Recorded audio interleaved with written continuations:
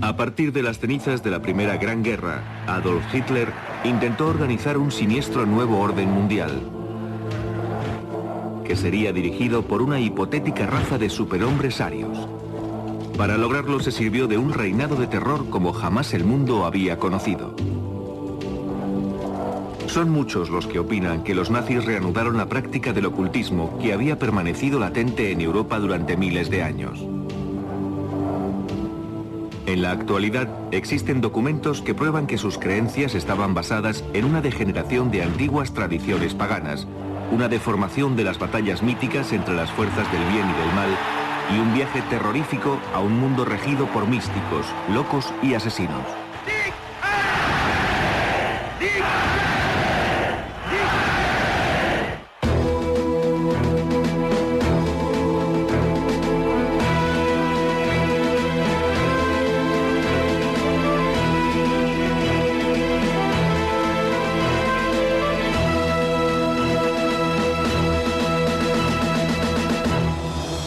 Nazis, la conspiración del ocultismo. La parte tibetana del Himalaya. En los años 30 los nazis iniciaron en el techo del mundo la búsqueda de pruebas sobre la existencia de antiguos sumos sacerdotes a los que consideraban sus antepasados.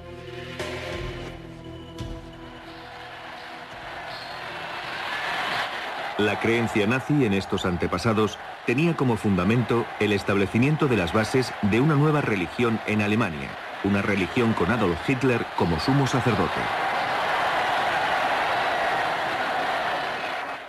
Como inspiradora de la nociva cruzada de Hitler, existía la creencia de que la pureza de la sangre aria estaba siendo contaminada por las denominadas razas inferiores, y que una vez libre de elementos extraños, una nueva raza de superhombres arios gobernarían el mundo.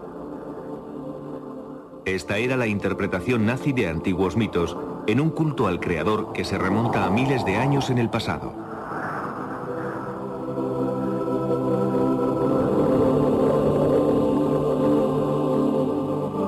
Para probar su superioridad, los nazis no dejaron ningún mito o religión sin investigar y adoptaron, en efecto, cualquier doctrina que pudieran aplicarse a la causa aria.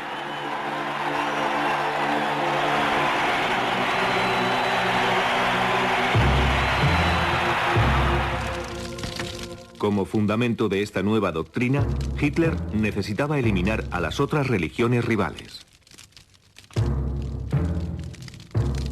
Para conseguir el control absoluto, Hitler, además de utilizar el poder del mito, se sirvió del ritual cristiano. Su círculo de amistades, muy vinculado al ocultismo, le ayudaría a alcanzar sus metas. Entre ellos se encontraba el ayudante del Führer, Rudolf Hess, cuya correspondencia revelaba una gran devoción a la astrología y a la interpretación de las estrellas. Alfred Rosenberg, el canciller nazi de filosofía y educación que escribió el libro que explicaba los principios de la religión nazi. Joseph Goebbels, ministro de propaganda de Hitler, cuyos diarios dejan constancia del uso que hacía de los pronósticos astrológicos para planificar la guerra contra los aliados. Y Heinrich Himmler, jefe de las SS y responsable de los campos de exterminio, cuyos documentos personales revelan que fue el maestro del ocultismo del Tercer Reich y en el fondo el artífice de la nueva religión nazi.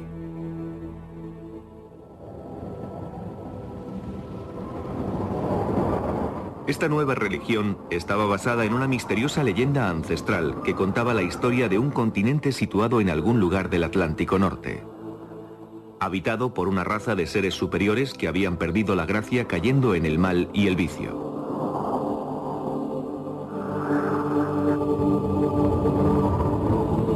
Una gran inundación borró a estos seres de la faz de la tierra.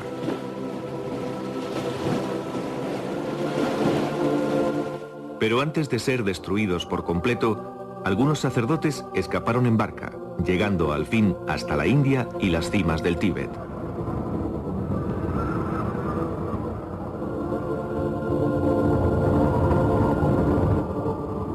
Los místicos tenían la creencia de que estos sacerdotes que lograron huir eran el origen de la raza aria elegida por Dios, de la que descendían todos los pueblos de Asia y Europa.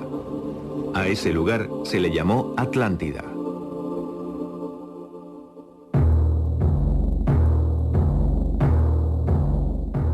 Algunos místicos germanos sostuvieron que la leyenda de la Atlántida era una historia auténtica y probaron que los arios fueron el pueblo elegido, descendiente de los seres superiores de la Atlántida, que habían perdido sus poderes al mezclarse con simples mortales.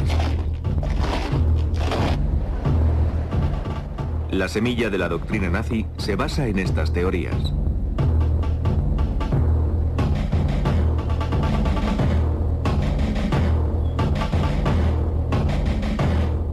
El jefe de las SS, Heinrich Himmler, un acérrimo nacionalista, fue el encargado de probar que los pueblos germánicos eran los descendientes de la raza superior aria.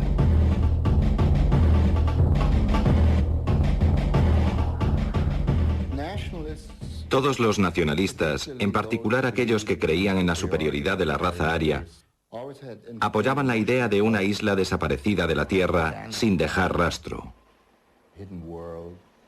Una especie de utopía.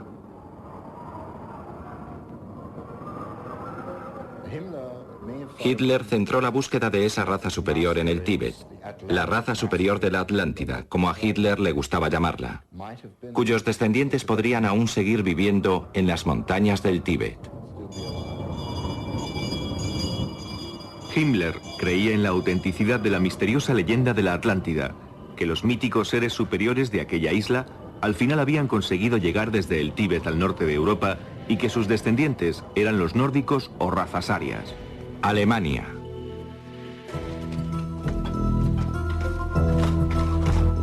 Bajo las órdenes de Himmler, el gobierno financió expediciones al Tíbet que fueron enviadas en busca de pruebas de la existencia de sus antepasados. Para documentar este proceso, los investigadores nazis filmaron esta película. Una vez terminada la guerra, en 1946, durante un interrogatorio llevado a cabo por el ejército norteamericano, un científico de las SS que había dirigido una de las principales expediciones al Tíbet, describió así su primer encuentro con Himmler.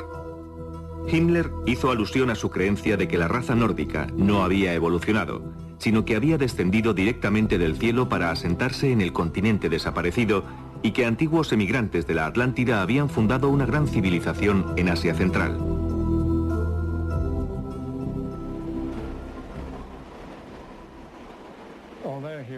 A pesar de ser muy racional en sus decisiones, Himmler también era un romántico idealista que creía con firmeza en los mitos. De lo contrario, nunca habría desperdiciado dinero, tiempo y energía enviando una expedición al Tíbet.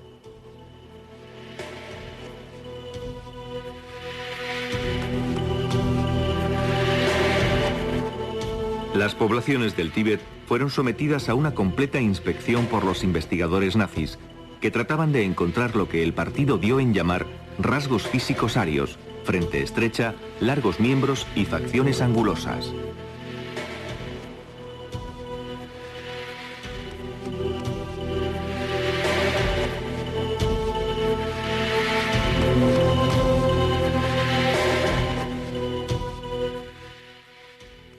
Por supuesto que esto fue en aumento hasta el estallido de la guerra. En esa época se dedicaron a realizar experimentos bastante inocentes con seres vivos. Me refiero a medir el cráneo de las personas, por ejemplo.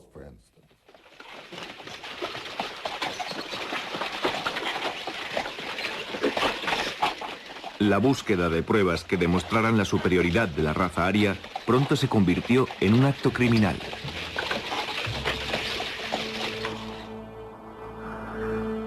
Los nazis comenzaron a sacrificar personas para experimentar con sus cuerpos.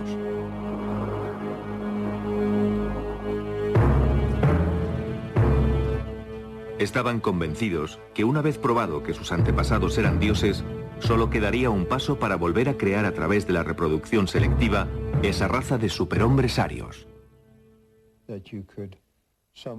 De alguna forma,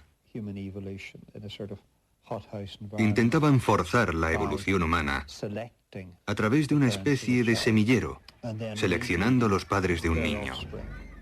repitiendo más adelante el proceso con sus descendientes, hasta lograr por fin reproducir al superhombre profetizado por las teorías del ocultismo.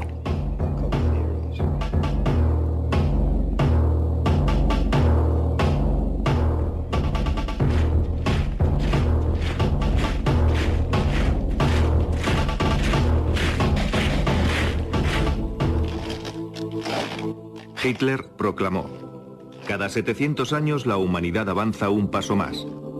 Su principal objetivo es el advenimiento de los hijos de Dios. Todas las fuerzas creadoras se unirían para formar una nueva especie que sería infinitamente superior al hombre moderno. Lo único que debían hacer los arios para recuperar sus poderes mágicos era volver a purificarse, logrando de esta forma restablecer su identidad original de hombres dioses.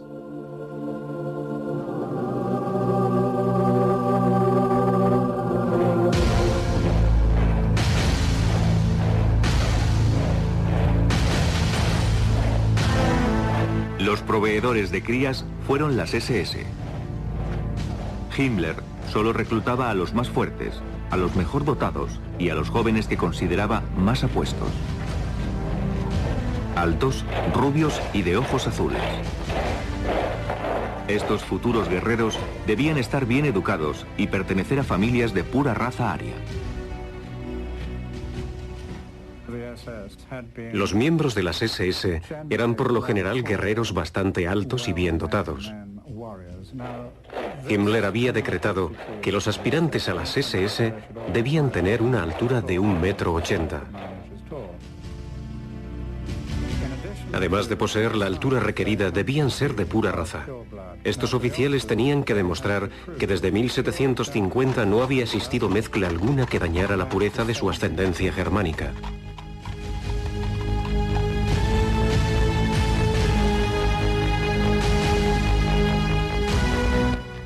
Los 3 millones de militantes que en su día tuvieron las SS de Himmler fueron animados a engendrar tantos hijos como les fuera posible, sin tener en cuenta su estado matrimonial.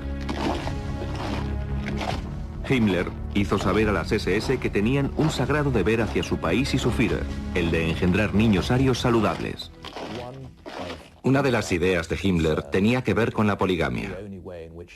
En efecto, la única forma posible para crear con rapidez esa raza superior era el establecimiento de esa práctica, de manera que los hombres de las SS pudieran tener más de una esposa.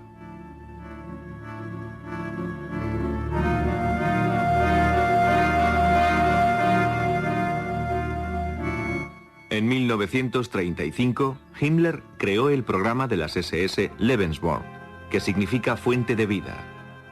Este programa fue diseñado para facilitar el nacimiento, albergue y crianza de tantos niños de pura raza aria como fuera posible.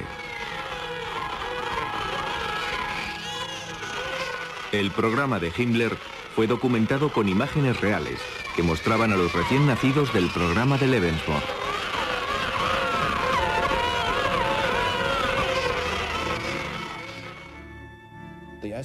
De hecho, el programa Lebensborn facilitaba a las jóvenes los servicios de los sementales de las SS.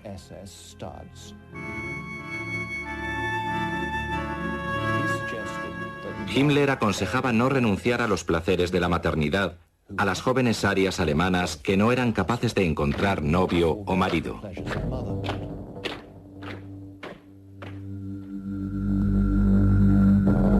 De acuerdo con la política del Lebensborn, un hijo ilegítimo no constituía una deshonra, siempre y cuando la madre cumpliera los requisitos genéticos.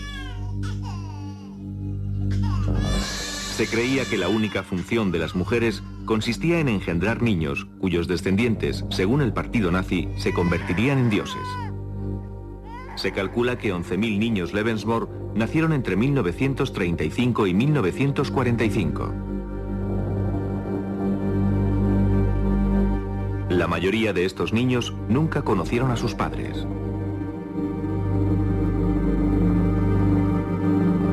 El semanario de las SS afirmaba: solo cuando el número de cunas sobrepase constantemente al número de ataúdes podremos mirar con alegría hacia el futuro.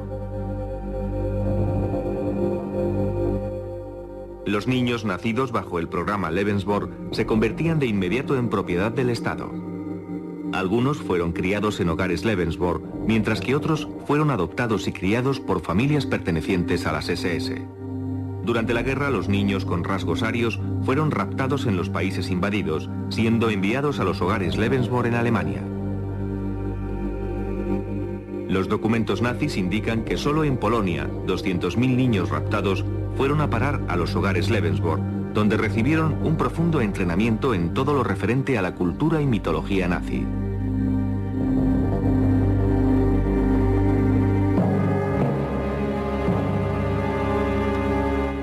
Mucho antes de la llegada de Hitler al poder, esas ideas fueron creciendo en un escenario ya de por sí racista. A principios del siglo XX existían muchas organizaciones en Alemania y Austria que combinaban la ideología racista con la práctica del ocultismo. Pero solo fue al finalizar la Primera Guerra Mundial cuando estas ideas se hicieron populares.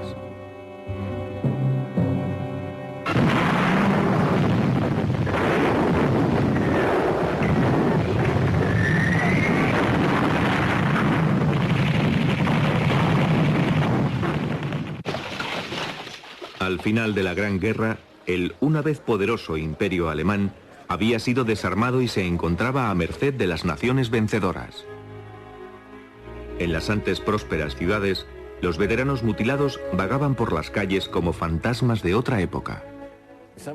Alguien que haya crecido en Berlín durante los años 20 recuerda un paisaje urbano repleto de mutilados de la Gran Guerra, carentes por supuesto de pensión o pertenencias, que sin piernas o brazos mendigaban por las calles.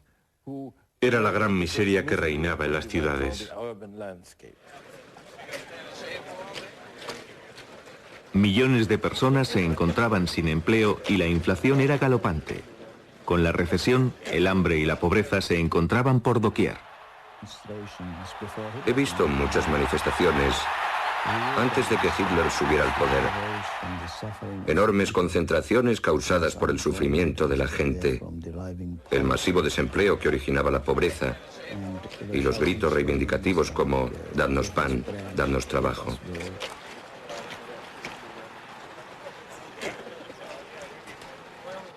La gente buscaba un chivo expiatorio. El miedo y la desconfianza hacia los extranjeros iban en aumento. Ambos extremos del espectro político competían por conseguir la lealtad del pueblo alemán. Después de servir con honores en la Primera Guerra Mundial, Hitler fue destinado a Múnich. Allí su trabajo en el ejército consistía en infiltrarse en las organizaciones de izquierdas. Una misión cambió el curso de su vida. Se infiltró en la organización de un influyente club político llamado Partido Obrero Alemán. Pero lejos de ser la organización comunista que su nombre daba a entender, el partido resultó pertenecer a la extrema derecha.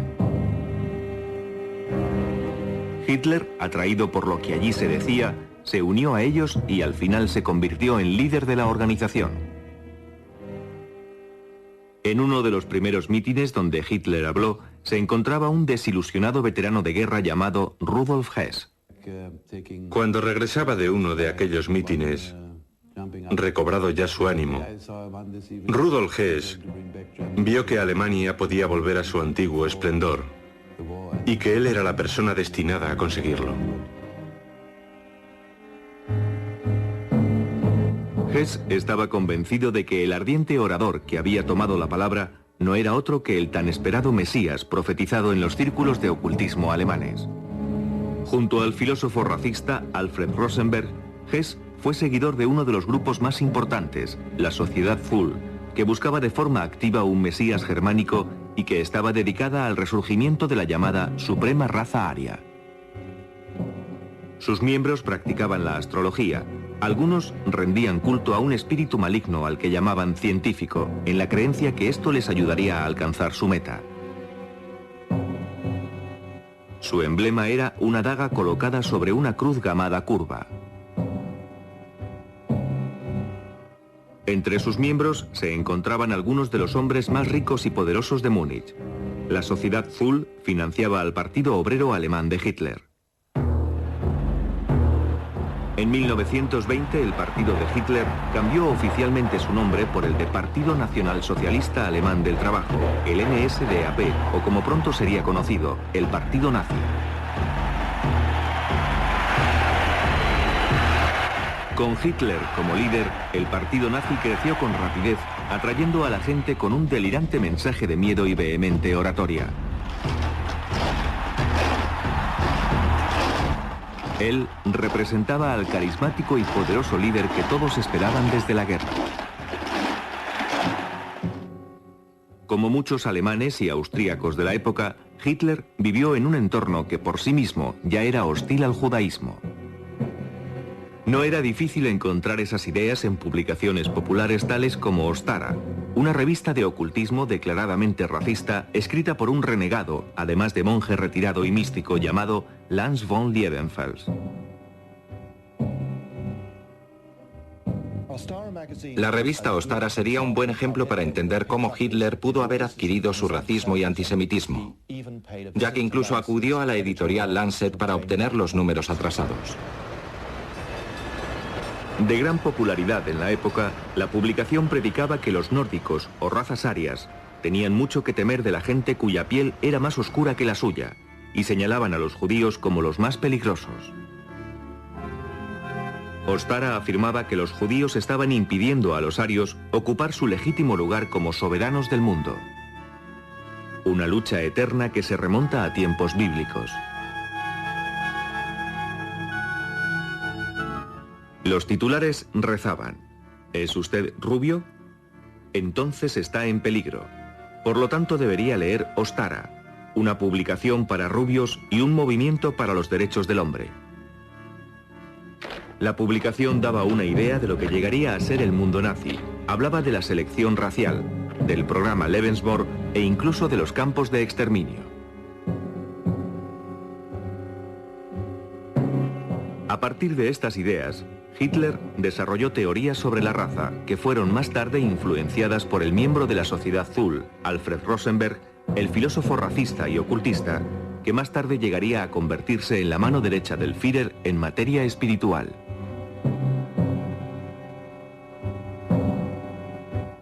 En su libro El mito del siglo XX, Rosenberg reinventa la historia germana y explica las bases del nuevo credo nazi, la religión de la sangre.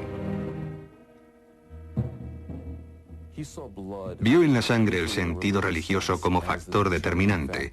En otras palabras, una iglesia debía ser una iglesia basada en la sangre y no en la fe o en las creencias.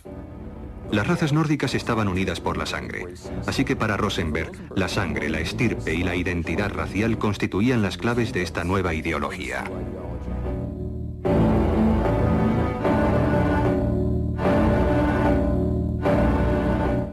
Rosenberg predicaba que la sangre era portadora del alma de la raza. Si echamos una mirada atrás a la tradición esotérica occidental, encontraríamos que la sangre ha sido siempre considerada un importante vehículo del espíritu. Es una sagrada sustancia que contiene no solo la vida física, sino también el alma de la persona.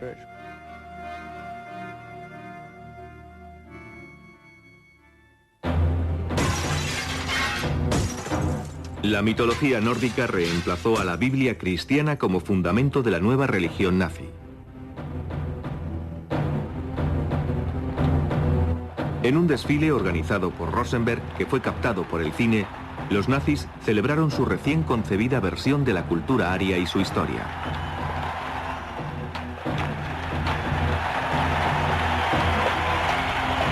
Rosenberg escribió: «Hoy nace una nueva religión, el mito de la raza.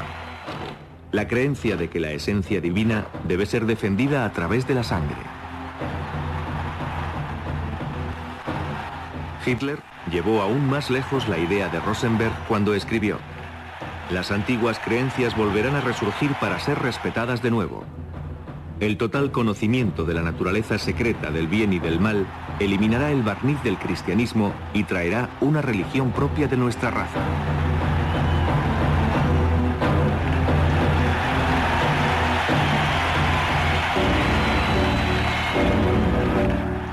Como símbolo de la nueva religión, Hitler eligió la esvástica.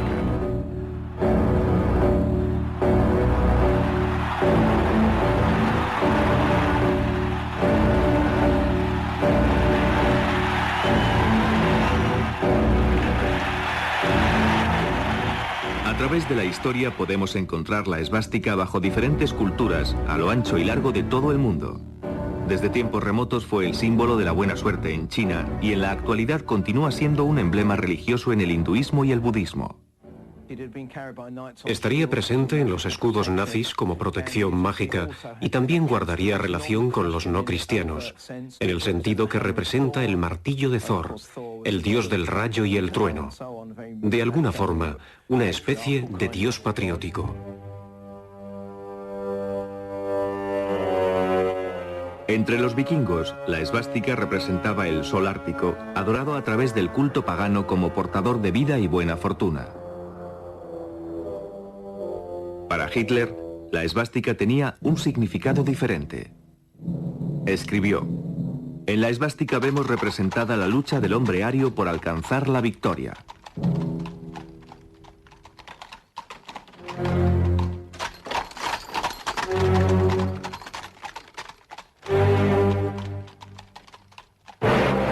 En las óperas de Richard Wagner, Hitler vio una y otra vez la victoria.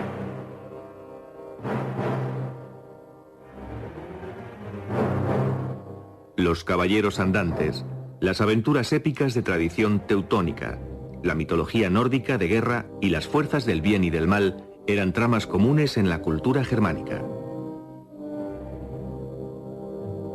Wagner escribía para estas historias la voz más triunfante.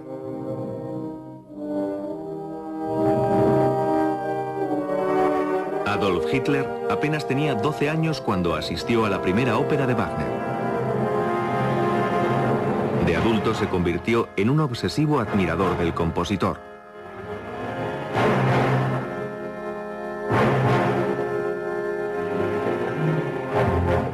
Richard Wagner fue la persona más admirada por Adolf Hitler a lo largo de toda su vida.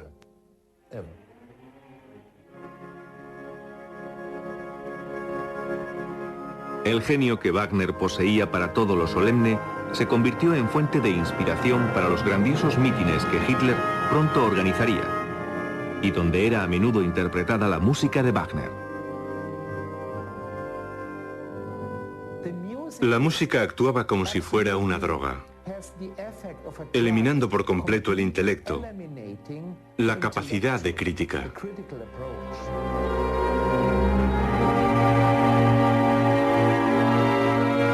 Parsifal, la ópera de Wagner en la que se ensalza el poder de la pureza racial, fue fuente de inspiración para Hitler.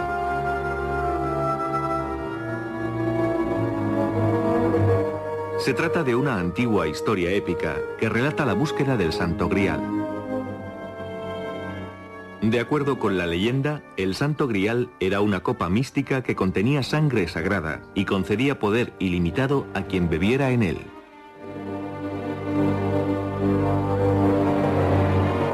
Se creía que el Santo Grial solo podía ser hallado por el más puro de los caballeros. En Parsifal, Wagner aportó a la leyenda su propia ideología. Parsifal proclamaba por un lado, y esto es muy importante, proclamaba la compasión, pero solo para los arios, para los elegidos.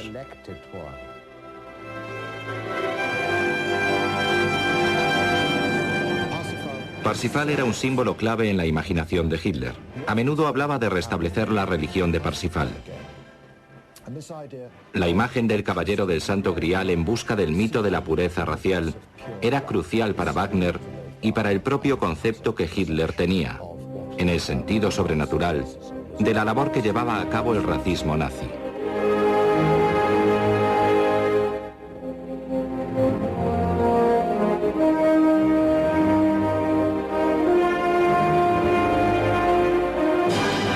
En 1938, Hitler encargó su propio retrato ataviado de caballero.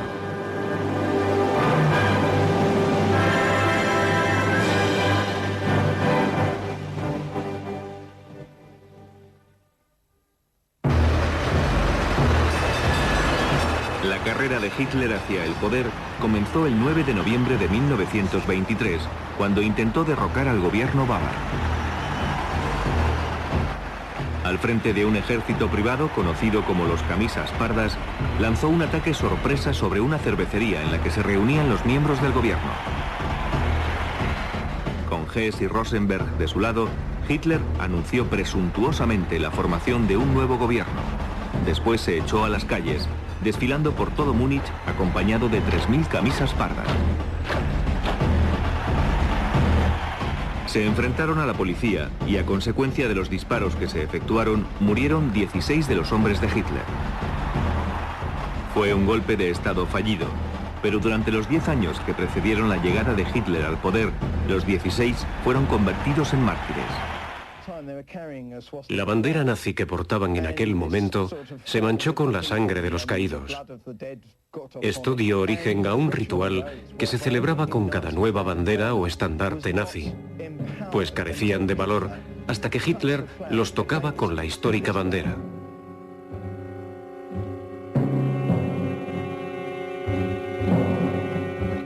La sangre nazi alcanzaba el simbólico poder sagrado, santificada de modo ritual en una ceremonia denominada la consagración de la bandera teñida en sangre. De esa forma, esa especie de poder mágico atribuido a la sangre de los caídos era así transmitido a cada bandera nazi.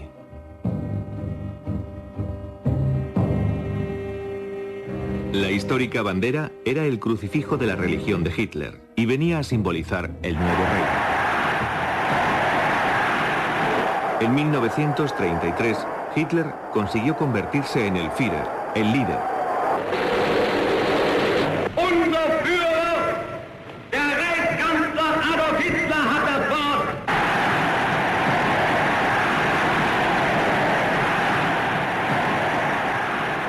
Un título que llevaría la connotación religiosa de el ungido o incluso el Mesías.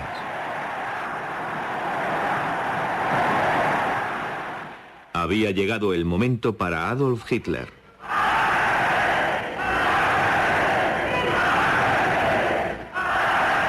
Die Partei ist Hitler. Hitler es el partido. Hitler es Alemania. Y Alemania es Hitler.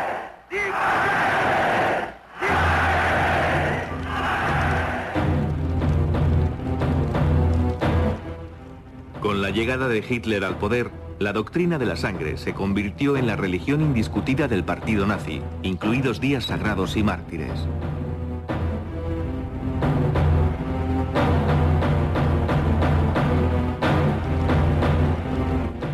Goebbels, el ministro de propaganda nazi, organizó un ritual en honor de los 16 héroes nazis que dieron su vida por el Reich, los resucitaron y después alcanzaron la vida eterna. Goebbels aseguró que todos los alemanes participarían en el acto. La ceremonia sería radiada y se escucharía a través de altavoces situados en las esquinas de las calles de todo el país.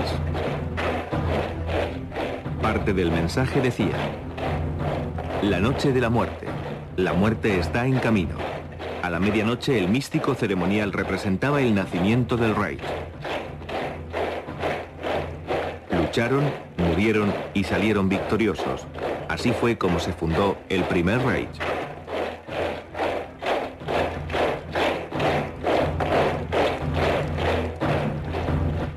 Según Hitler, la sangre de los mártires era el agua bendita del Tercer Reich. Supongo que la mayoría de los movimientos tienen sus propios mártires y que a los que murieron en 1923 se les consideró como tales. Fueron un ejemplo de cómo deberíamos mantenernos firmes en la defensa de nuestras creencias. Así que la connotación religiosa es incierta.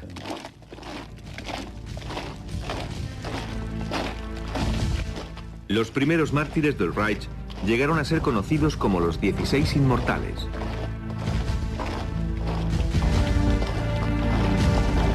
En Múnich, la ceremonia comenzó con unos cuantos desfiles por las mismas calles en las que habían caído los inmortales.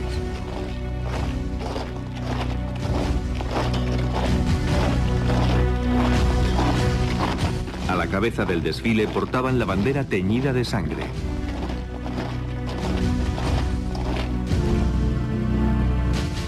A lo largo del recorrido colgaban enormes banderas rojas en las que lucía el símbolo ritual del sacrificio para los paganos.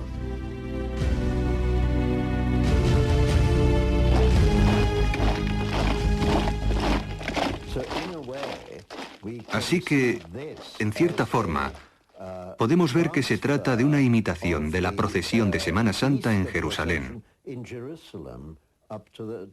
que sube hasta la iglesia a través del Vía Crucis.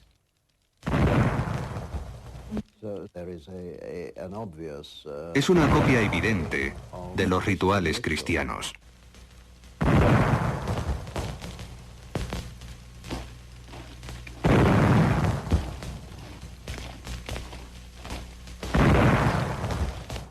Los cuerpos de los 16 héroes fueron sepultados en un edificio conocido como el Feldenhall o el Templo del Honor.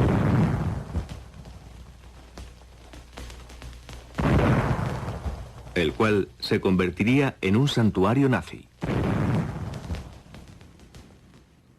Durante esta ceremonia anual, los nombres de los 16 eran pronunciados en voz alta. A la llamada respondían voces anónimas, como si el espíritu de los muertos desfilara junto a los vivos. Tendría 16 o 17 años cuando mi padre me llevó al Feldenhalle en Múnich. Allí se alineaban los ataúdes, escoltados por guardias con cascos de acero que presentaban armas. Me puse algo nervioso al ver tantos ataúdes. Al mencionar sus nombres, una voz respondía: «Presente». Y de nuevo otro nombre.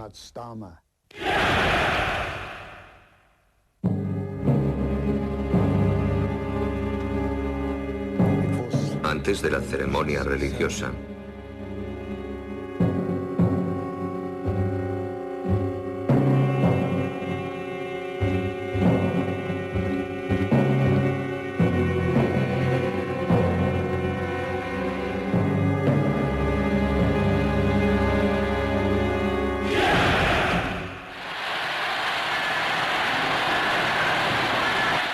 Con el ritual de su nueva religión ya establecido, Hitler dio el siguiente paso en la ejecución de su proyecto.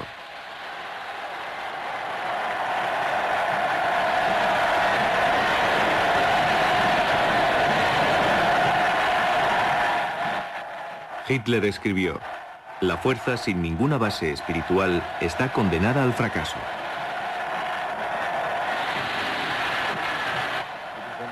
Es este un nacionalismo en el que todo está definido. Tu estilo de vida, tu fuente de ingresos, todo.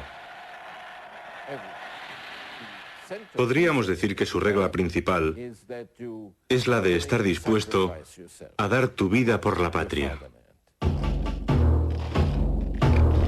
La enseñanza del credo nazi con Hitler como Dios comenzaba en la infancia y continuaba hasta la edad adulta.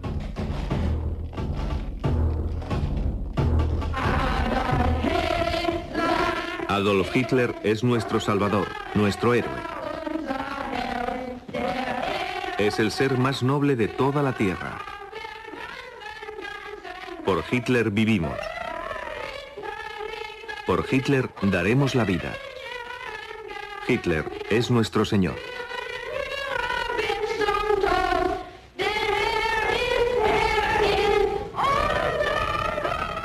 En 1933, el partido controlaba todas las organizaciones juveniles de Alemania. Para las chicas, la organización obligatoria fue la Asociación de Damas de Honor Alemanas, donde se las enseñaba a renunciar a sí mismas, casándose jóvenes, admitiendo que sus cuerpos pertenecían a la nación.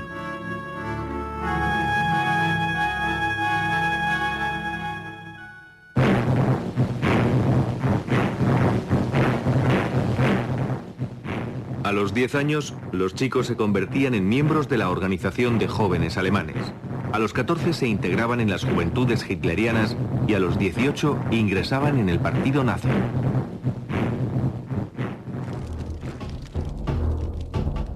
En cada etapa se les enseñaba el credo nazi del ritual sagrado de la sangre, la superioridad racial y la total fidelidad a Hitler, llevada incluso hasta la muerte.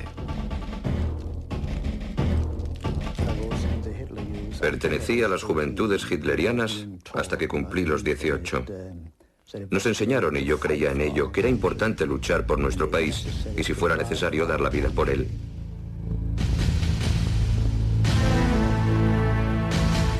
Esta película muestra una de las formas que utilizaban los nazis para inculcar este ideal. Un héroe de guerra visita un campo de las juventudes hitlerianas.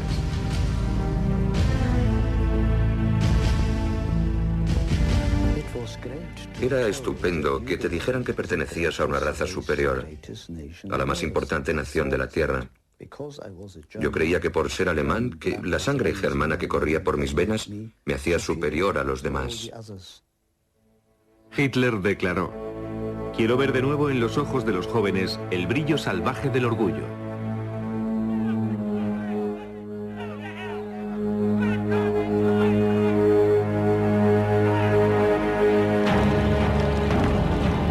Las juventudes hitlerianas coreaban la canción de la muerte.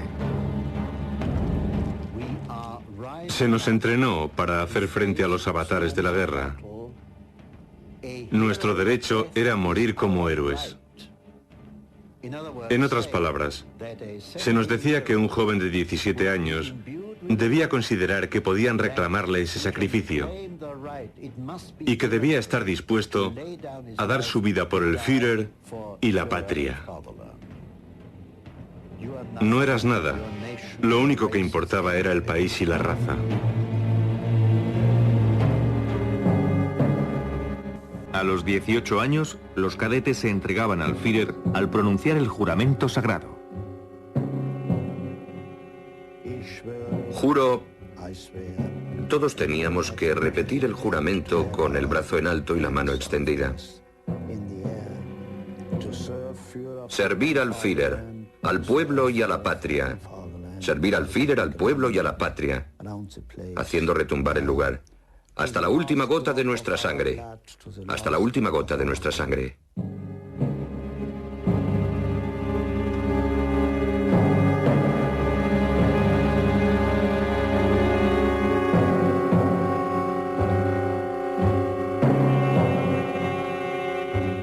Como tema central de toda enseñanza nazi estaba la autobiografía de Hitler, Mein Kampf, Mi lucha. En ella define la filosofía de su proyecto para 100 años de régimen nazi. Mein Kampf se convirtió en la Biblia nazi. Creía que era el libro más importante que jamás se había escrito. La Biblia no era nada comparado con él. Aún hoy soy capaz de citar sus palabras, y eso que lo leí hace más de 60 años. Junto con Mein Kampf, los principios de la religión de la sangre comenzaron a establecer las bases de la política nazi. Se promulgaron leyes de esterilización obligatoria. Incluso los arios eran investigados para detectar enfermedades hereditarias. Las dolencias, que iban desde la tuberculosis y la epilepsia hasta el alcoholismo y la depresión, eran motivo de esterilización automática. Más de 400.000 alemanes sufrieron esa suerte. Hitler pensó que impedir que las personas con retraso mental propagaran sus defectos a través de la reproducción era una exigencia lógica, y su eliminación sistemática representaba un acto de humanidad.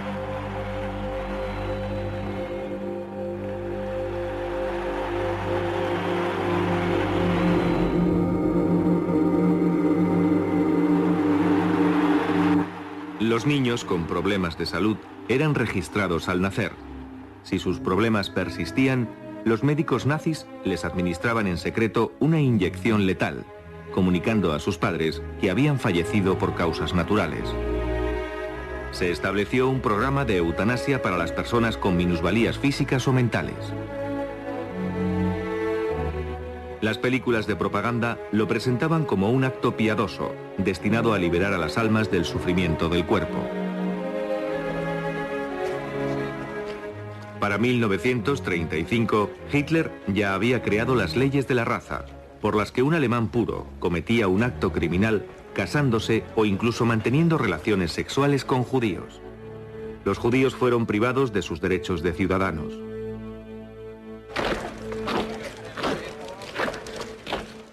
Pero lo peor estaba por llegar. La purificación de la sangre aria apenas representaba una parte de los diabólicos planes de Hitler. La finalidad era despejar el camino para llegar a la última etapa de la evolución humana y garantizar la llegada del milenio ario. Los nazis tenían la sensación de que aún quedaba un obstáculo, la existencia de los no arios, precisamente.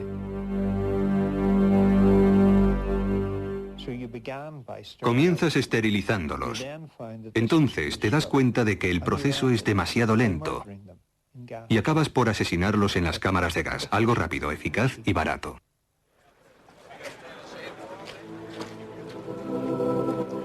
Hitler escribió: debemos tomar la más importante y difícil decisión, una bárbara medida para los desafortunados que han sido atacados por la enfermedad, pero una bendición para el futuro de sus compatriotas. Conseguir en este siglo eliminar el dolor puede y debe librarnos de milenios de sufrimiento.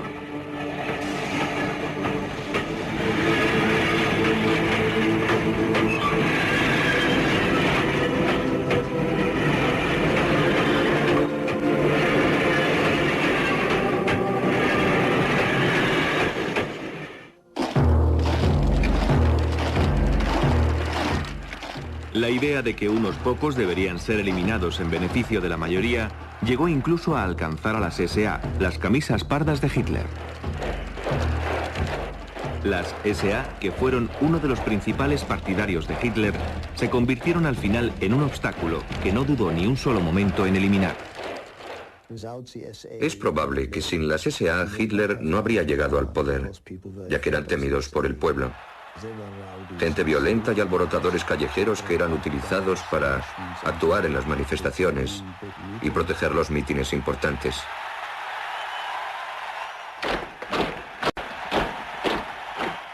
La clase media y el ejército llegaron a temer a los camisas pardas.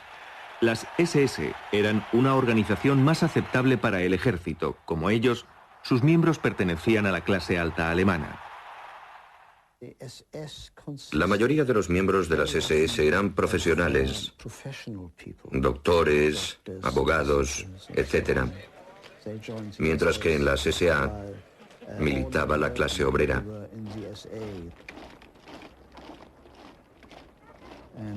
Ambas organizaciones se rechazaban mutuamente. Los militares ofrecieron su apoyo total a Hitler si éste eliminaba a las SA.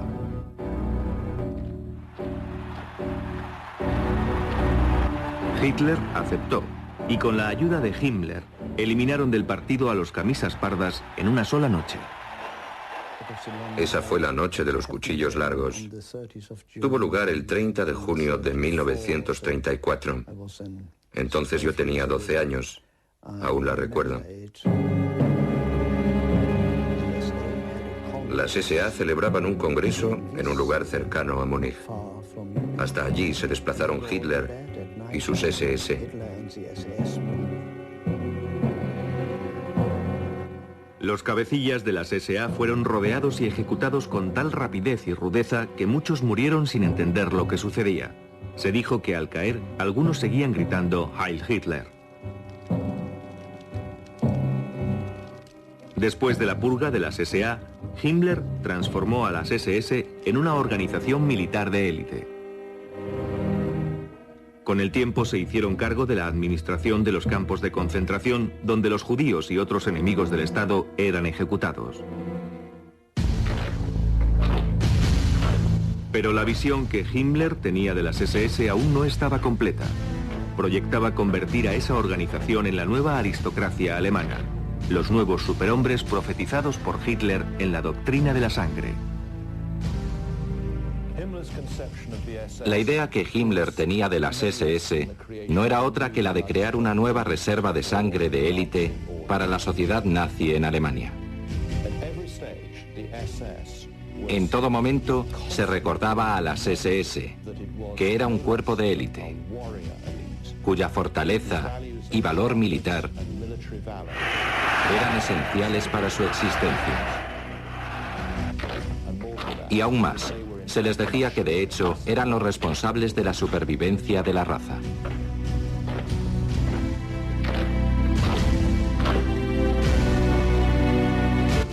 Himmler nació católico, pero en la época en que conoció a Hitler ya era un convencido ocultista.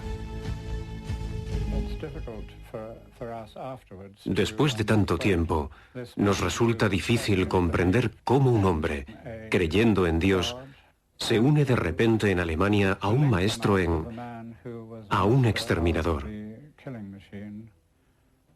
Pero en realidad ambas cosas guardan relación, por supuesto. Lo que intentaba hacer era extirpar las fuerzas que, según él, habían corrompido a Alemania y así recuperar la pureza de sangre de los antepasados. Himmler trajo un abanico de singulares influencias al diseño de las SS, incluido el hinduismo.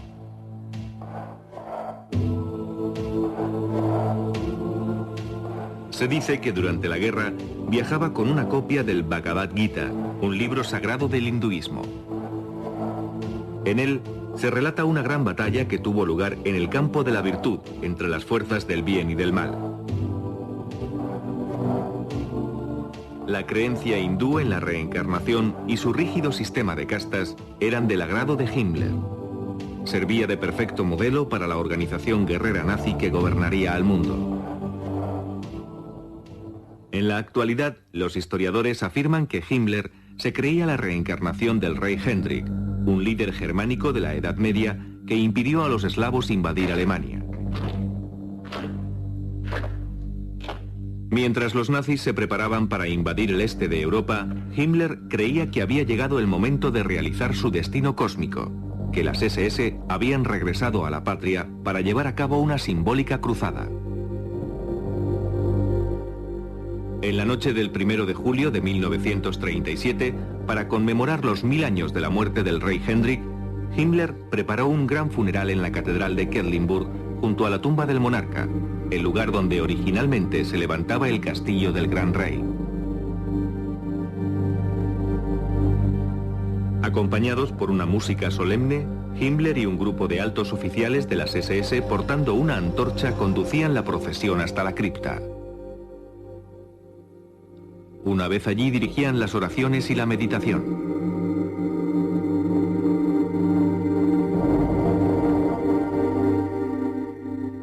Los restos del monarca fueron colocados en un nuevo sepulcro, mientras Himmler depositaba una corona de hojas, una antigua tradición de origen pagano. Himmler elogiaba al hombre que creía haber sido en el pasado.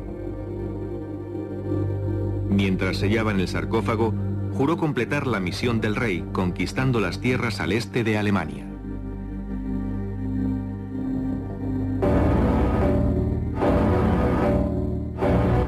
Himmler creó las SS siguiendo el modelo de la Orden de Caballeros Teutónicos del siglo XIII, que mataban y esclavizaban a los pueblos conquistados.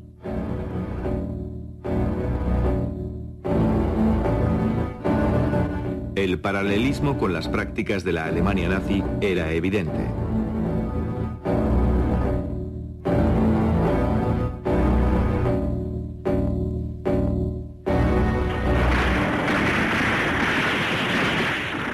El jefe de las SS intentó reinstaurar el régimen feudal en el que habían vivido los caballeros teutónicos.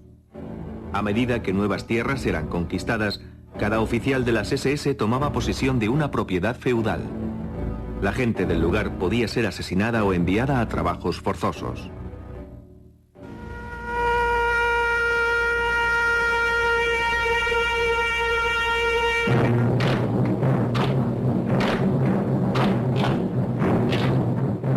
Al estilo de los caballeros teutónicos, Himmler transformó una serie de antiguos castillos en centros de entrenamiento de las SS, tanto militares como religiosos.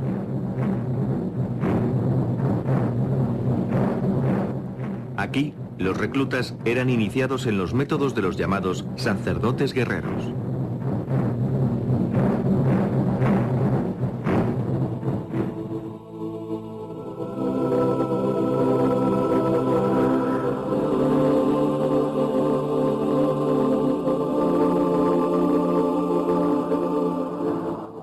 En 1934, Himmler eligió para sí el castillo de Babelsberg, que se convirtió en lugar sagrado para lo más selecto de la élite de las SS.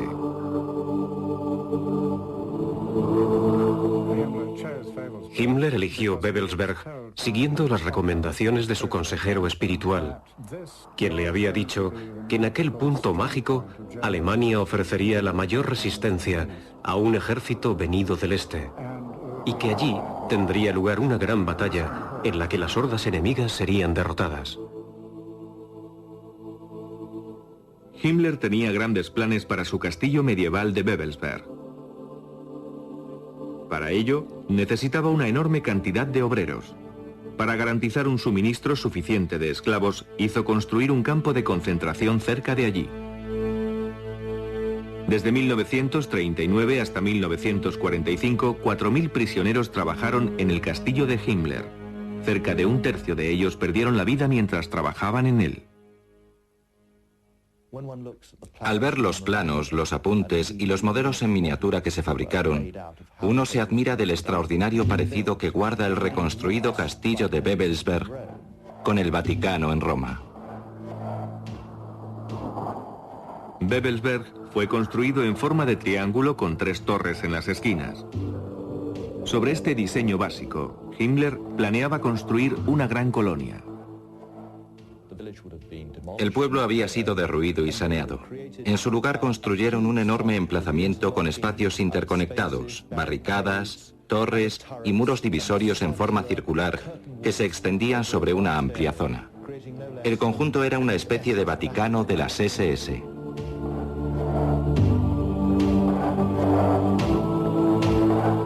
Fue en la Gran Torre Norte donde se concentrarían los planes de Himmler para hacer de Babelsberg un centro mágico de las SS.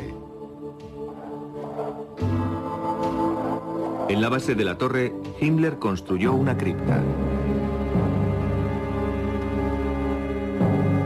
De acuerdo con los historiadores, fue un templo en honor de los líderes caídos de las SS.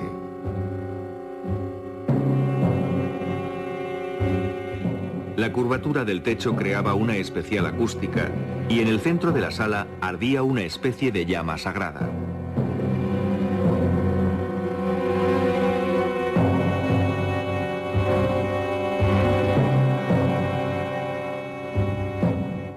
A lo largo del borde de la cripta había 12 pedestales, sobre los cuales habrían descansado las urnas con las cenizas de generales fallecidos. Lo que sucedía es que las SS siempre debían tener 13 líderes. En consecuencia, cuando un general fallecía era ritualmente incinerado y sus cenizas colocadas en una urna. Entonces su lugar era ocupado por un nuevo general.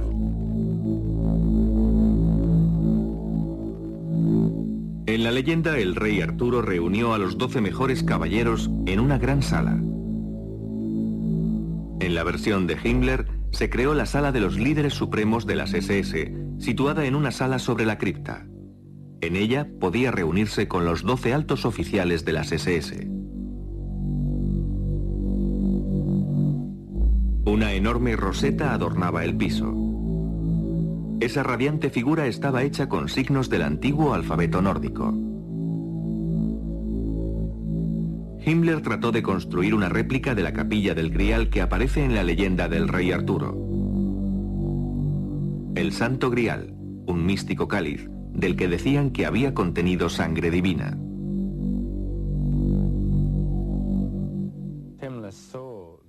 Himmler vio al Grial como un objeto pleno de esoterismo o poderes ocultos y creía que la posesión de ese objeto les permitiría ganar con facilidad la guerra. Para Himmler, la sangre divina del Santo Grial no era otra cosa que pura sangre aria, y creía que poseía poderes mágicos. Su consejero más cercano sobre el Grial fue el arqueólogo Otto Rahn. Obsesionado a su vez con la leyenda del Grial, Rahn creía que había sido escondido en las cuevas del sur de Francia. Himmler se sintió atraído por los conocimientos de Rand sobre el ocultismo y su larga búsqueda del Grial. Una vez en el círculo íntimo de Himmler en Babelsberg, Rand continuó la búsqueda del Santo Grial, pero ahora como caballero del partido nazi. Himmler financió en persona las expediciones de Rand, algunas de las cuales se centraron en una región próxima a Montsegur en el sur de Francia. En aquel lugar estuvo situada la gran fortaleza de los cátaros, la herética secta acusada de prácticas satánicas que fue expulsada de la Iglesia en el siglo XIII. Allí existía y aún existe una arraigada creencia que decía que los cátaros eran poseedores del secreto del Santo Grial y que justo antes de la caída del Consejo de Montsegur, 3 caballeros de la Orden de los Cátaros escaparon por la muralla, llevando consigo algo de gran valor.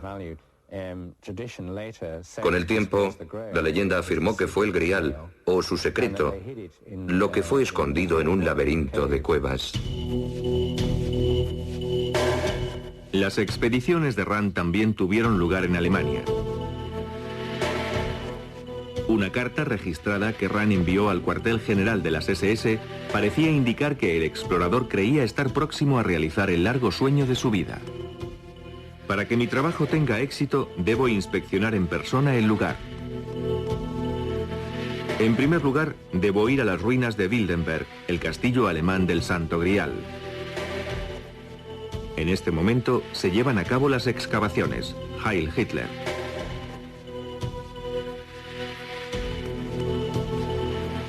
Pero Rand nunca fue capaz de conseguir el premio final, el propio cáliz. En 1939, Otto Rand renunció misteriosamente a las SS. Muchos creen que Himmler ordenó que mataran a Rand una vez supo que su búsqueda del Santo Grial había fracasado.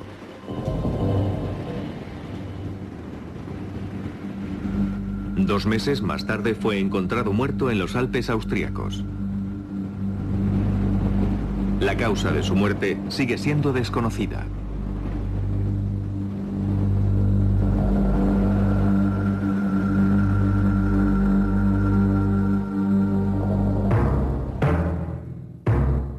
En su continua búsqueda para probar la superioridad de la raza aria, Himmler creó un instituto de investigación llamado Organización de la Herencia Ancestral.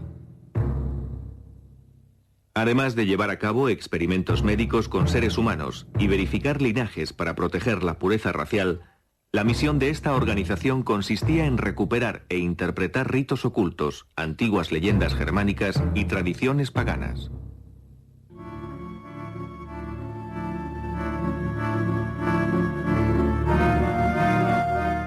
Esta película nazi muestra uno de esos rituales.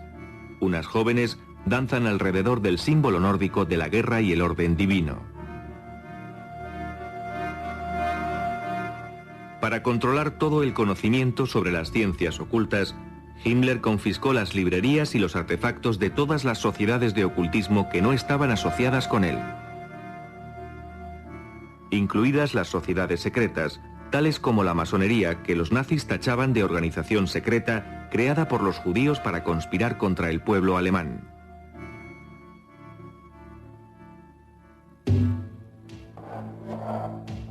Al tiempo que Himmler despedía a ciertos ocultistas, también fomentaba la carrera de otros como Karl Maria Billigud. En él, Himmler creía haber encontrado la clave para popularizar en la moderna Alemania las antiguas tradiciones paganas. El místico se convirtió en un alto oficial de las SS y en una de las más preciadas posesiones de Himmler. Lo más interesante de Billigud es que era auténtico. Tal vez el mejor ejemplo de ocultista al servicio del jefe de las SS, Heinrich Himmler. Billigud creía ser un descendiente directo de Thor, el dios vikingo. Copias de sus escritos hallados en los archivos personales de Himmler revelan que Billigud creía poseer poderes extrasensoriales.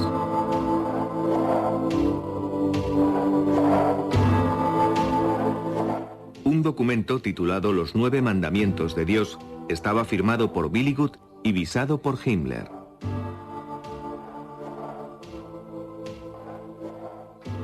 escrito en alemán moderno y en alfabeto rúnico, daba a entender que Willigut creía estar utilizando sus poderes para recuperar antiguas ceremonias y rituales del pasado pagano de Alemania. De acuerdo con una leyenda nórdica, el alfabeto rúnico utilizado por Willigut fue entregado a los hombres por Odín, el dios supremo de la mitología vikinga.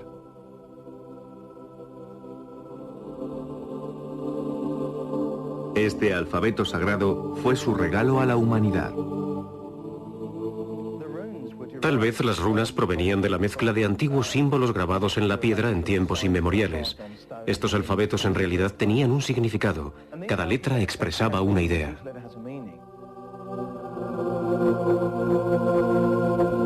La runa Agal ofrecía al portador protección del enemigo. La runa Odal, especial relación con el clan o la tribu. La runa Tyr, victoria y orden mundial. La runa Sig, el sol o la energía triunfadora. Estos símbolos aparecían en todo el mundo nórdico en objetos tales como lanzas, escudos y sobre los barcos vikingos. Alfabeto de antiguos magos y sacerdotes, las runas eran consideradas herramientas místicas para decir la buena aventura, deshacer encantamientos e invocar a los espíritus mágicos. Interpretar las runas era equivalente a leer el tarot. Se echaban y se leía la particular combinación que las runas habían formado. Esta práctica fue considerada un extraordinario y poderoso método mágico. Como guerreros de élite germanos, a los miembros de las SS se les enseñó a interpretar las runas. Una fotografía que se salvó de la guerra muestra a un oficial de las SS en una pizarra, enseñando las runas a una clase de reclutas. Muchas organizaciones del Tercer Reich tenían sus propias runas. Por supuesto también las SS, que utilizaban la doble runa Sig, tal vez la más conocida. Esas misteriosas figuras lucieron en las sombreras y en el casco de los uniformes de las SS. Las juventudes hitlerianas utilizaban una sola runa, Sig. Estos antiguos símbolos místicos estaban presentes por doquier.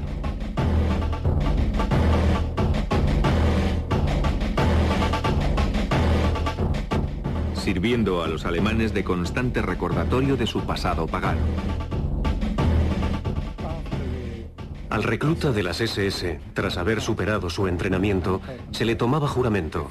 Si era un oficial, recibía una daga de las SS, que era una especie de cuchillo de caza con el símbolo de las SS, la esvástica y el águila germana sobre su empuñadura negra. Era un bien muy preciado. Grabadas en la hoja de la daga se leían las palabras: "Mi honor es la fuerza". Los hombres de las SS recibían la daga en una solemne ceremonia. Todos los miembros de las SS llevaban el anillo de Sigmund. Pero a sus más cercanos colaboradores, la élite de la élite, Himmler en persona, entregaba el anillo con la calavera de la muerte. Un antiguo oficial de las SS de alto rango aún recuerda la ceremonia. El anillo llevaba grabado tu nombre en el interior. En mi caso decía: a mi querido Herbert, Heinrich Himmler. Se supone que esto representaba la estrecha relación que existía entre Himmler y las SS. En un discurso que dio a los oficiales de las SS, Himmler decía: "No olvidéis nunca que somos una orden de caballería de la que ninguno se puede retirar, que entramos en ella por derecho de sangre y a la que pertenecemos en cuerpo y alma".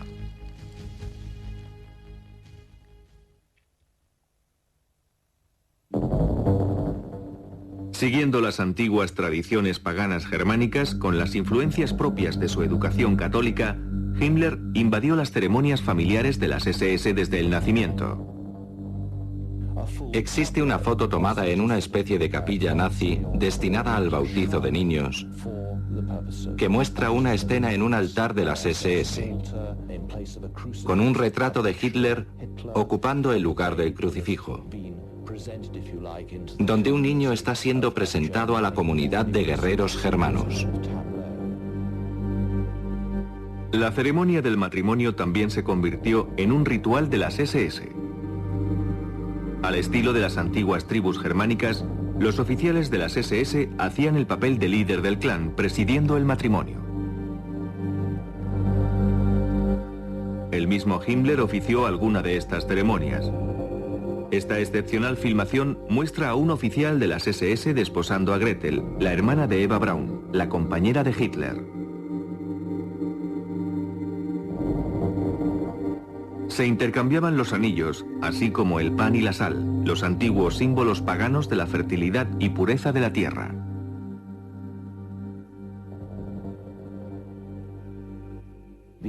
Estas ceremonias rituales tenían lugar para implicar a la comunidad pagana a la que pertenecía cada miembro de las SS y su pareja. El año nazi estaba marcado de fiestas extraídas del antiguo calendario germánico. El Festival de Mayo, que al inicio celebraba la fertilidad, fue transformado en una exaltación al nacionalismo y al poder militar. Hitler dijo: "Y en este día 1 de mayo, por todo el país se celebra la resurrección del pueblo alemán, fruto de su eterna lucha interior".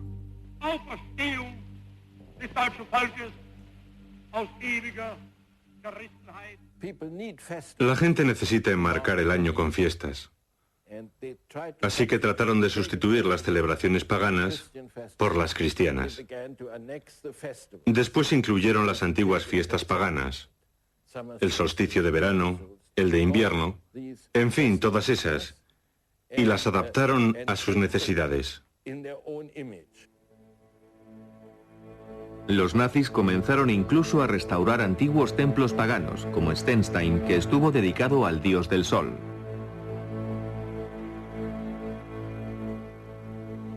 En Stenstein, durante el solsticio de verano, un rayo de luz entraba por la ventana iluminando un punto del altar.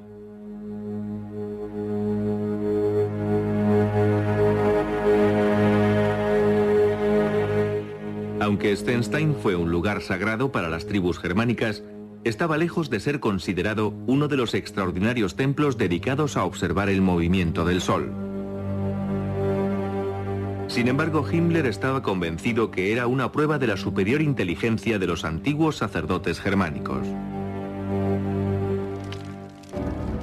En la Alemania nazi, la celebración del solsticio de verano se convirtió en rito de moda. Según la tradición, esta celebración era una fiesta dedicada a la vida y a los poderes del sol.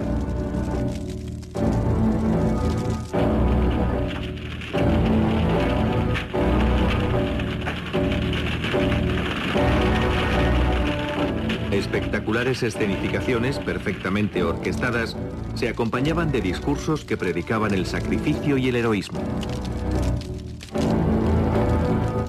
En esta particular ceremonia, el ministro de propaganda Goebbels pronunciaba el discurso.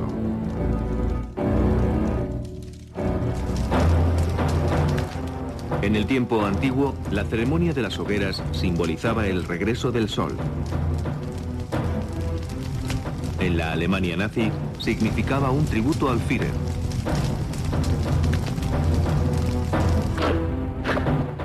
En la más importante de esas ceremonias, las tropas portando antorchas creaban formas simbólicas en la noche.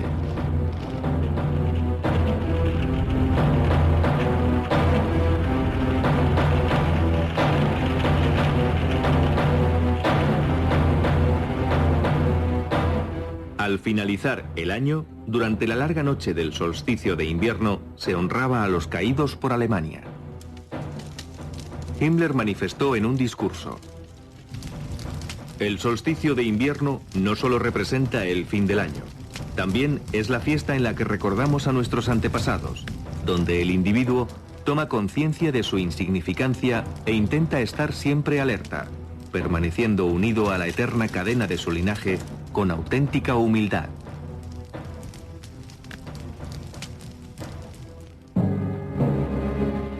El calendario de fiestas culminaba con la gran manifestación de Nuremberg. Allí el juramento entre el partido y el pueblo era renovado año tras año.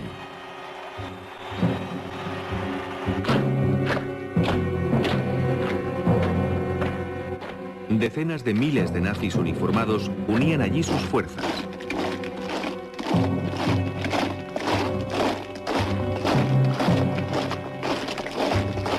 Las fiestas duraban una semana y estaban organizadas para atraer a las masas a un espectáculo de poder absoluto. Todas las religiones tienen sus propias ceremonias. Los nazis tenían la suya, el ritual de las masas.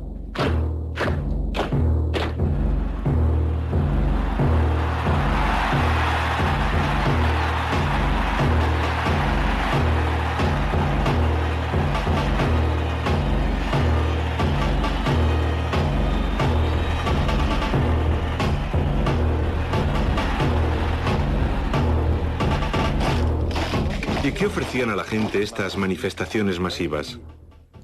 Cuando el comerciante abandonaba su solitaria tienda y se unía a la masa enardecida, entonces se sentía alguien, y eso le hacía feliz. Junto a los otros era feliz, se había librado de su soledad. Era maravilloso asistir a una concentración con todos aquellos uniformes. Existía una electrizante atmósfera mucho antes del comienzo. Se escuchaban los cánticos y de repente anunciaron la llegada del Führer.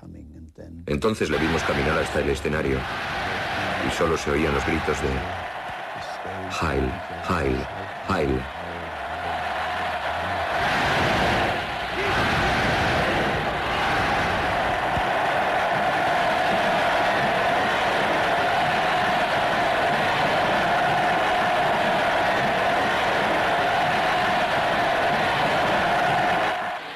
Al tiempo que el delirio nazi iba extendiéndose por toda Alemania, Hitler dejaba claro lo que esperaba de la nación. El partido es la cantera de donde surgirán los líderes políticos alemanes. Su doctrina será inalterable. Su organización será tan resistente como el acero.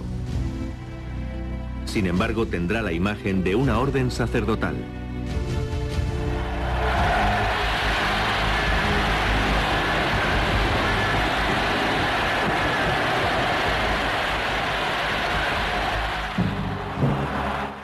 Las manifestaciones masivas nazis estaban orquestadas a la perfección para crear un ambiente emocional irresistible que recordara el fervor religioso.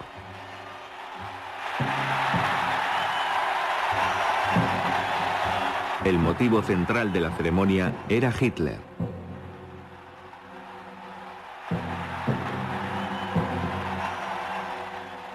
Todo había sido preparado para hacer que Hitler pareciera una divinidad. Un Mesías.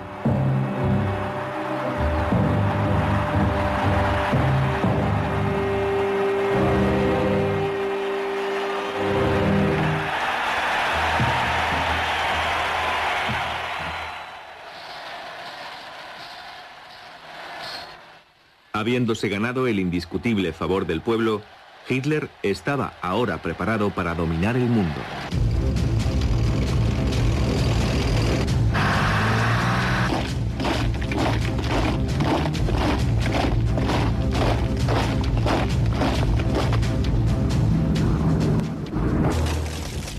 Desde el comienzo de la guerra en 1939, un país tras otro fue cayendo ante los nazis.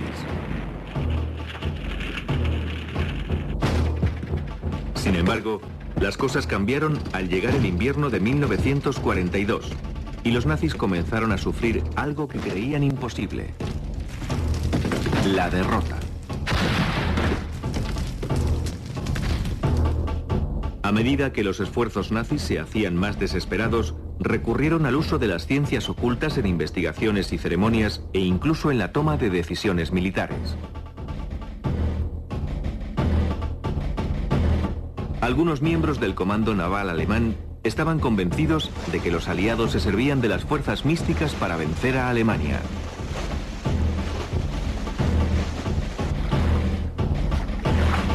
Creían que el éxito de los británicos en localizar y destruir los submarinos alemanes se debía al uso de las ciencias ocultas y que la mejor manera de combatirlo era utilizando el ocultismo como arma.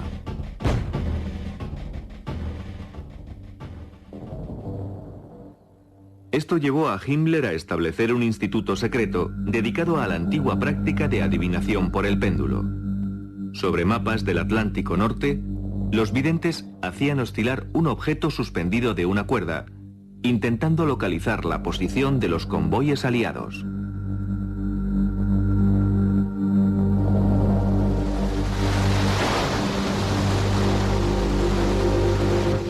Las misiones de los submarinos eran preparadas de acuerdo con los resultados.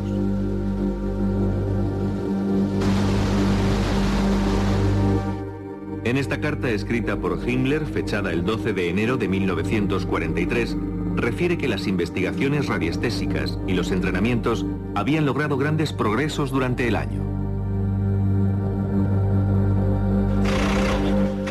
La astrología y la predicción seguían siendo las ciencias ocultas más comúnmente utilizadas por los nazis, aunque fueron enfocadas de dos formas diferentes. Rudolf Hess y Heinrich Himmler creían con firmeza en lo oculto y lo utilizaban para tomar decisiones políticas. Sin embargo, el ministro de propaganda, Joseph Goebbels, solo utilizó las ciencias ocultas con fines propagandísticos para manipular a la gente y minar la moral de los aliados.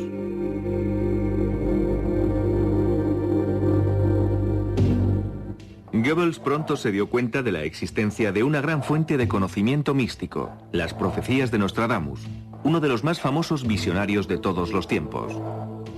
Nostradamus completó su obra maestra en 1555.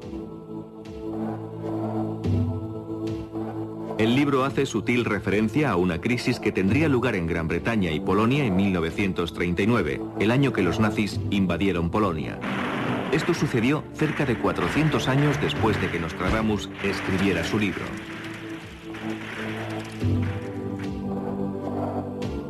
Para Goebbels, Nostradamus era una perfecta herramienta de propaganda, cuyo trabajo podría ser interpretado como la predicción de una gran victoria en el futuro de Alemania.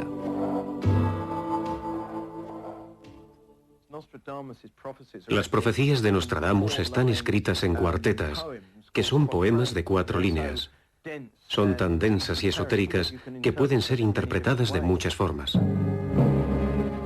Para interpretar al profeta francés, Goebbels reclutó al renombrado astrólogo y estudioso de Nostradamus Karl Ernst Graf. Una particular cuarteta que Goebbels aprovechó parecía referirse expresamente a Hitler y pronto formó parte de la mística del líder nazi. Esta es una cuarteta muy famosa que contiene la palabra Hister, la cual todos aseguraban que se trataba del nombre de Hitler. En su diario, Goebbels mostraba su emoción al saber que Bert, un miembro de su equipo, había comenzado a formular un plan para utilizar la profecía. El 19 de mayo de 1942, Bert nos entregó su proyecto para que fuera utilizado como propaganda ocultista. Estamos haciendo progresos. Los americanos y los ingleses son fáciles de engañar con este tipo de propaganda. Por lo tanto, echaremos mano de los testimonios más destacados de todas las profecías. Una vez más, Nostradamus debe conformarse con ser citado. El uso de falsas profecías y engañoso misticismo con el único fin de influenciar al enemigo recibió el nombre de propaganda negra.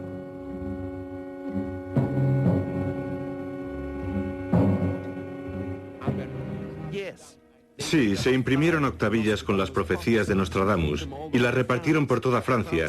En ellas se decía que si Francia no capitulaba sería destruida.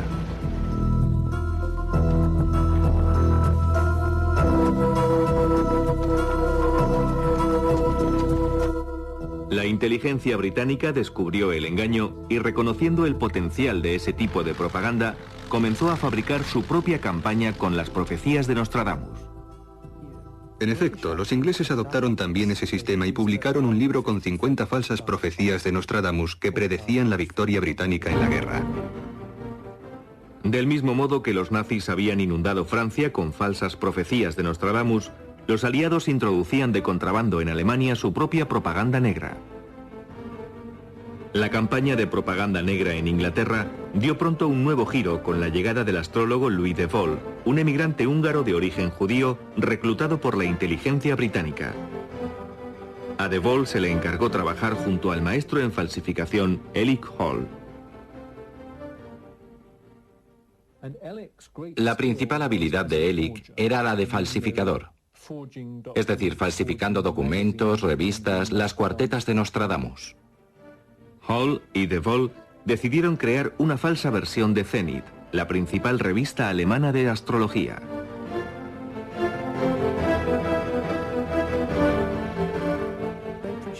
En 1943 editaron 2 números de la revista en los que intentaban con sus pronósticos minar la moral de los alemanes.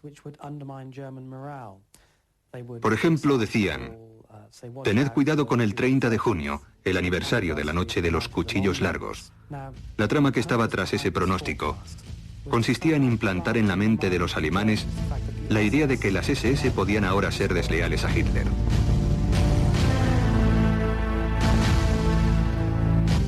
Pero su golpe maestro llegó en abril de 1943 con una edición especial de Zenit. Hall esperó con astucia hasta julio para publicar una edición de abril. De ese modo, podía predecir sucesos que de antemano sabía que eran ciertos. Lo que Hall y sus colegas hicieron fue averiguar las fechas en que los submarinos alemanes fueron hundidos. Y al publicar la edición de abril, esas fechas parecían ser predicciones. La inteligencia británica creía que si estas predicciones llegaban a manos de los reclutas en los submarinos alemanes, el resultado sería una pérdida de moral e incluso hasta podían llegar a sublevarse.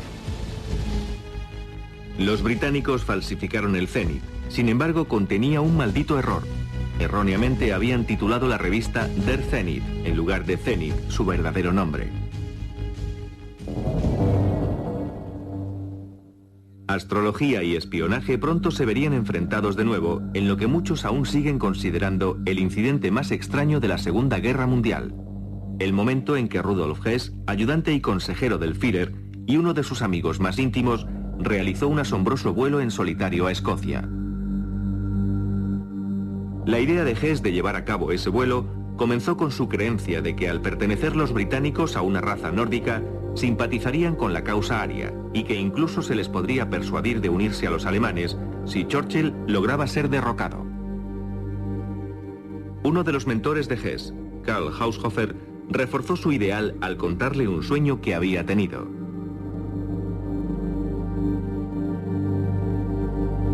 En su sueño había visto un castillo escocés, de cuyos muros colgaban tapices, y en el interior Hess caminaba trayendo la paz a Alemania y Gran Bretaña. Además de esta profecía, la astrología también jugó un importante papel en su decisión de efectuar el vuelo. Probablemente Rudolf Hess y Himmler fueron los 2 líderes nazis que estuvieron más interesados en la astrología. La defendían incondicionalmente. Ernst Schulte-Strathaus, astrólogo y amigo personal del ayudante del Führer, leyó en el horóscopo de Hess una favorable disposición de los planetas. El 10 de mayo de 1941 se produjo un importante alineamiento astronómico. 6 planetas estaban en Tauro y había luna llena en Escorpión, justo en el lado opuesto del zodiaco. De acuerdo con la tradición astrológica, ese tipo de alineamiento puede producir importantes cambios en los acontecimientos. En consecuencia, no era descabellado pensar que el 10 de mayo de 1941 podía darle un giro a la contienda. Siempre han existido dudas sobre si Hess voló a Escocia basándose en consejos astrológicos. Sin embargo, hace poco se han hallado unos documentos que Hess escribió desde su confinamiento en Inglaterra, incluida una carta dirigida a su madre, donde le pide que legalice 2 documentos, un registro del sueño de Karl Haushofer y la lectura de su horóscopo por Schulte-Strathaus.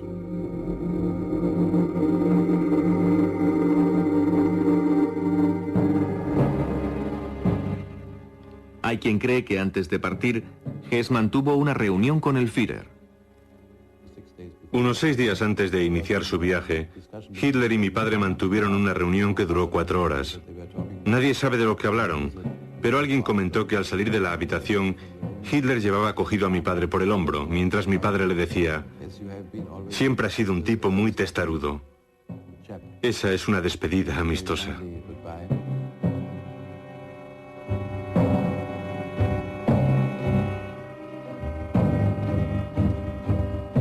Sea lo que sea que hablaran Hitler y Hess, el caso es que el 10 de mayo de 1941, a las 5:45 de la tarde, Hess subió a un caza Messerschmitt y voló a Escocia. Tenía planeado reunirse con el duque de Hamilton, a quien había conocido por medio de Karl Haushofer. Hess esperaba servirse del duque para eludir a Churchill e intentar obtener la paz directamente con el rey de Inglaterra. Habiendo escrito varias cartas al duque antes de iniciar su misión, Hess esperaba un cálido recibimiento. Pero todas las cartas que había enviado a mi padre fueron interceptadas por el servicio secreto. Al entrar en el espacio aéreo británico, en lugar de encontrarse con una fiesta de bienvenida, Hess fue derribado por la RAF y se vio obligado a lanzarse en paracaídas.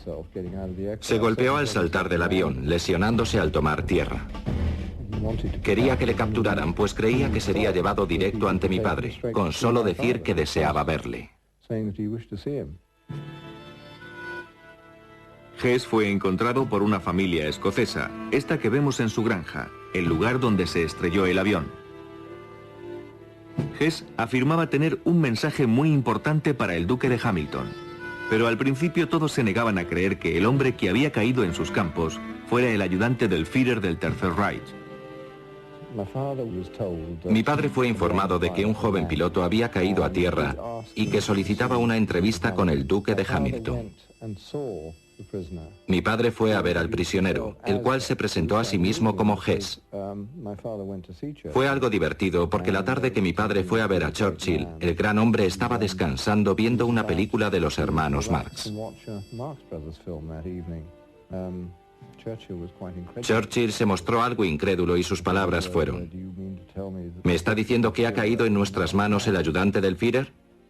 Y cuando mi padre le contestó, podría ser el caso, Churchill dijo: bueno, se trate o no de Hess, yo voy a seguir viendo la película de los hermanos Marx. La extraña reacción de Churchill al vuelo de Hess sigue sin tener explicación. Gran cantidad de información sobre lo acontecido en mayo de 1941 permanece aún en los archivos de guerra británicos, clasificada como secreta.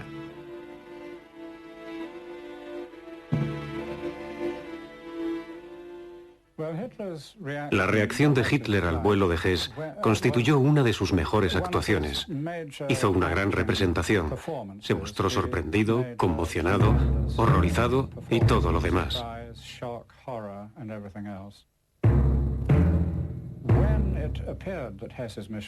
Cuando se supo que la misión de Hess había fracasado, entonces apareció toda la propaganda. Que Hess estaba loco, que había actuado solo, que estaba alterado, que le faltaban un par de tornillos. Hitler culpó de lo sucedido a los astrólogos de Hess.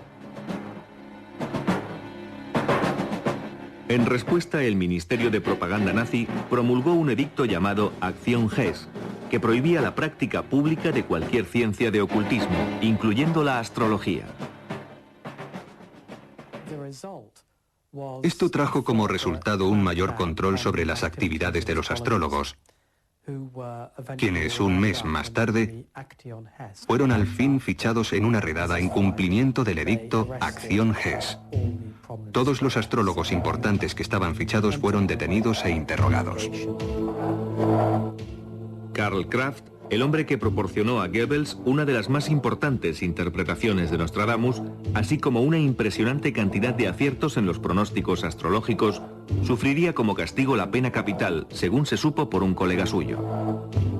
Edward Kalick fue un prisionero político que hizo amistad con Kraft durante su estancia en un campo de concentración.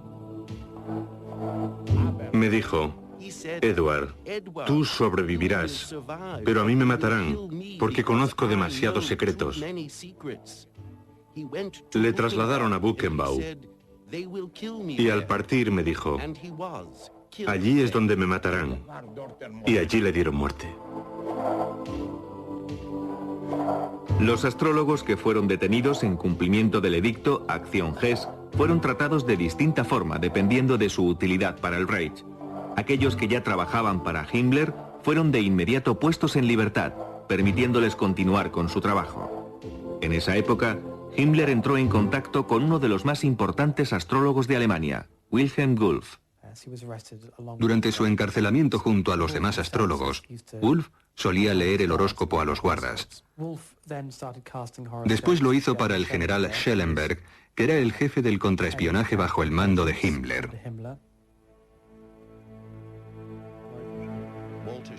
Walter Schellenberg era el jefe del servicio secreto político, parte integrante de las SS. Era mi superior y mi amigo.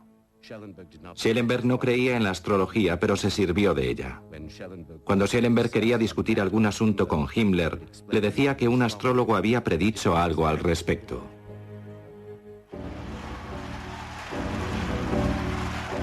En 1943, Wulff predijo que el 20 de julio de 1944, Hitler sobreviviría a un gran peligro, que caería enfermo en noviembre de 1944 y que moriría misteriosamente antes del 7 de mayo de 1945.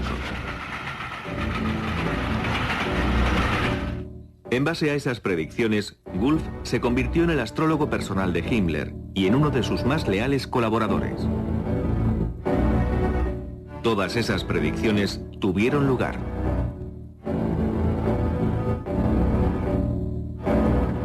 En un interrogatorio de los aliados, una vez terminada la guerra, Schellenberg admitió haber utilizado a Wulff en beneficio propio. Creía que la influencia de Wulff le ayudaría frente a Himmler.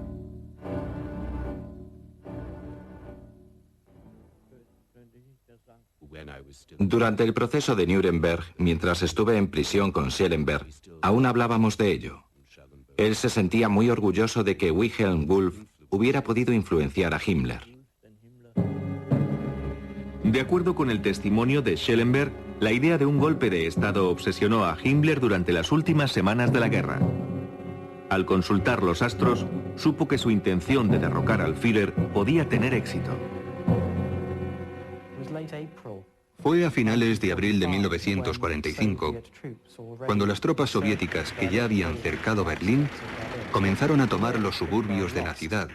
La guerra estaba por completo perdida. Himmler recordó una conversación que había mantenido antes con Wulff en la que le decía: parece que Alemania no sufrirá ningún desastre hasta 1945.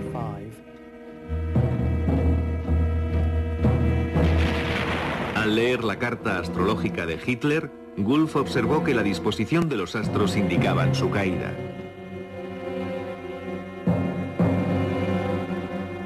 Wulff y Schellenberg continuaron incitando a Himmler para que derrocara a Hitler y tomara posesión del cargo como líder del sombrío Reich. Tanto Schellenberg como Himmler intentaron ganarse el favor de los aliados.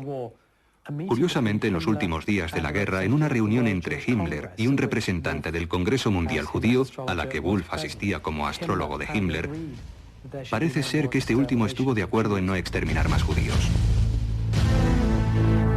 A pesar de la orden de Hitler de continuar hasta el final con el exterminio, la contribución de Wulff fue decisiva para convencer a Himmler de que debía suspender por un tiempo la matanza.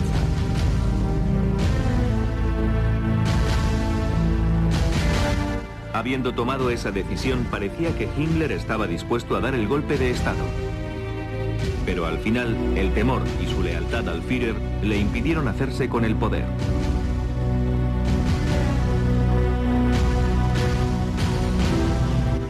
Himmler aún tenía esperanzas de que alguna fuerza mística alterara el destino evitando la inminente derrota.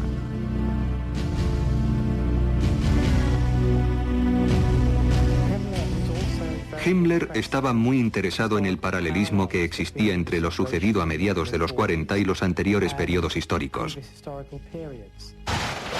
Himmler recordaba que durante la pasada Gran Guerra Alemana contra Rusia, se decía que la fortuna había cambiado al morir la zarina Elizabeth. En abril de 1945, falleció el presidente Roosevelt. Y Himmler lo tomó como una señal de que la historia estaba a punto de repetirse y que Alemania saldría victoriosa de la guerra.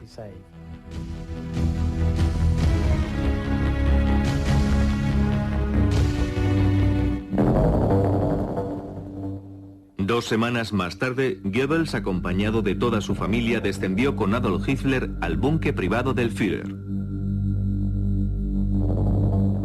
El 30 de abril de 1945, Adolf Hitler y su compañera Eva Braun se suicidaron. Goebbels envenenó a sus 6 hijos y después disparó contra su esposa y contra él mismo. Disfrazado de soldado raso alemán, Heinrich Himmler casi logró escapar. Fue arrestado por los británicos, pero durante un reconocimiento médico mordió una cápsula de cianuro que ocultaba en la boca. A las 11:04 de la noche del 23 de mayo de 1945, el jefe de las SS, que había puesto a las fuerzas sobrenaturales al servicio de la gloria aria, había fallecido. En noviembre de 1945, varios altos cargos nazis fueron llevados a juicio por los aliados en Nuremberg.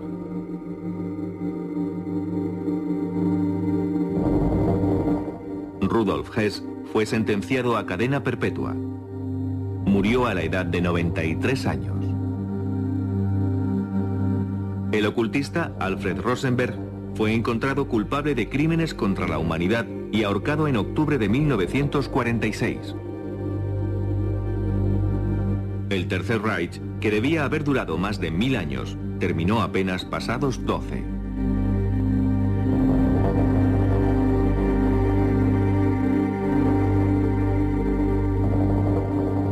Hubo cerca de 50 millones de muertos.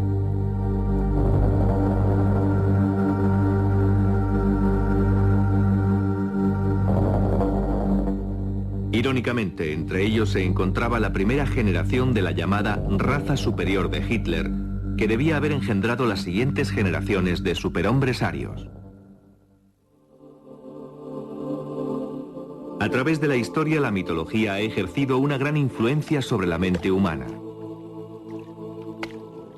Todas las culturas han sido místicamente conducidas. Sin embargo, en la Alemania nazi, la vinculación de las metas políticas a una mitología corrupta condujo a una crueldad sin precedentes en la historia.